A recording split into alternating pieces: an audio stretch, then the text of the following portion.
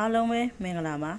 ကြံစီသမျှအောင်စေပြီးဖုံးကျဲစီရတိုးစင်ရန်ဓာတ်ရည်တဲ့အစီအစဉ်ကိုပြောပြပေးမှာပဲဖြစ်ပါတယ်အခုပြောပြပေးမှာတော့လေကျွန်းသမားတွေအတွက်ပြောပြပေးမှာပဲဖြစ်ပါတယ်လေကျွန်းသမားတွေအနေနဲ့ဓာတ်ပန်းအနေနဲ့ဇွန်ရှညွတ်ဂန်းကောနှစ်ညွတ်အုံတညွတ်တို့ကိုဖျားပန်းအိုးထဲမှာစုထည့်ပြီးတော့မြတ်စွာဘုရားရှင်အားကတ်လူရမှာပဲဖြစ်ပါတယ်ထို့သောကတ်လူပြီးနောက်မှာစိန်နံမီကာထာနဲ့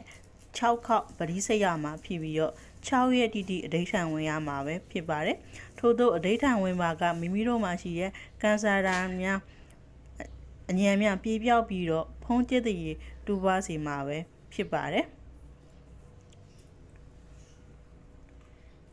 အကျဉ်းဒီဟုသည်များအောင်မြင်စေပြီးချမ်းသာဒုက္ခ